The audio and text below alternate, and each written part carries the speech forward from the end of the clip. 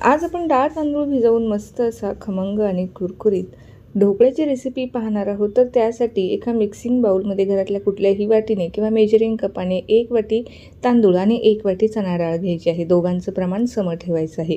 स्वच्छ धुवून ही जी डाळ आहे ही आपल्याला 5 ते 6 तासासाठी भिजत ठेवायची आहे किंवा रात्रभरासाठी ठेवली तरीही चालेल। भिजल्यानंतर ही जी डाळ आहे ना ती आपल्याला मिक्सरला छान असं वाटून घ्यायची आहे। सुरुवातीला जी डाळ आहे ना 2 ते 3 पाण्याने स्वच्छ धुवायची आहे। त्यानंतर जे डाळीचं पाणी आहे ना तेच वापरून आपल्याला ही जी डाळ आहे ना वाटून घ्यायची आहे, वरतून वेगळं पाणी टाकायचं नाही।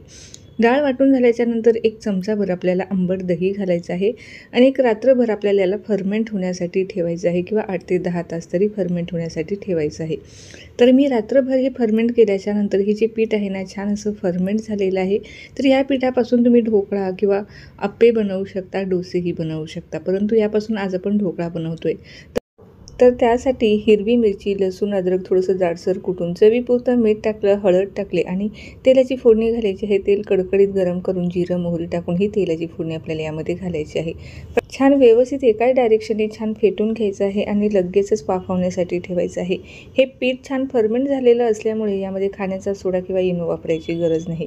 तर वाफवण्यापूर्वी मी कढईमध्ये पाणी गरम करून घेतलेलं होतं, त्यामध्ये ताट ठेवून आपल्याला हे 15 मिनिटासाठी वाफवून घ्यायचं आहे। 15 मिनिटाच्या अगोदर अजिबात उघडून बघायचं नाही, नाहीतर ढोकळा व्यवस्थित शिजला जात नाही। 15 मिनिटानंतर चेक करायचं आहे। व्यवस्थित शिजला गेला की पूर्णपणे थंड करून कट करून घ्यायचा हव्या त्या आकारामध्ये। त्यानंतर हा ढोकळा पण छान असा फ्राय करणार आहोत।